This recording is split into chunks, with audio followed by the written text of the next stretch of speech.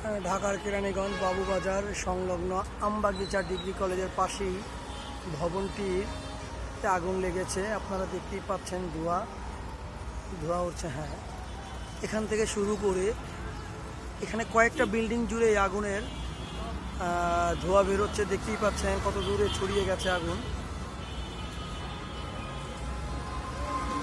এটা হচ্ছে গুলিস্তান থেকে মাওয়া সড়কের রাস্তা।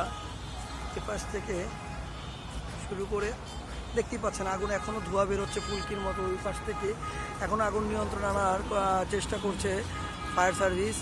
এখান থেকে শুরু করে আমরা আবার আপনাকে দেখাচ্ছি কয়েকটা বিল্ডিং জুড়ে ধোঁয়ায় কুণ্ডলিত অন্ধকার।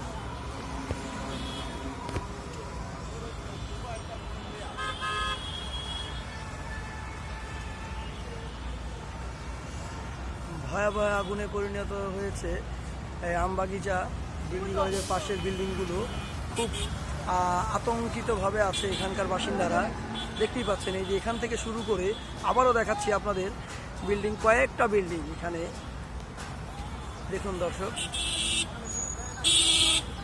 ওখান থেকে এখনও ধাও করে আগুন বেরোচ্ছে, দেখতেই পাচ্ছেন। আবার আরেকটা এখানে, আবার এইখানে চলে এলাম, দেখুন আপনারা।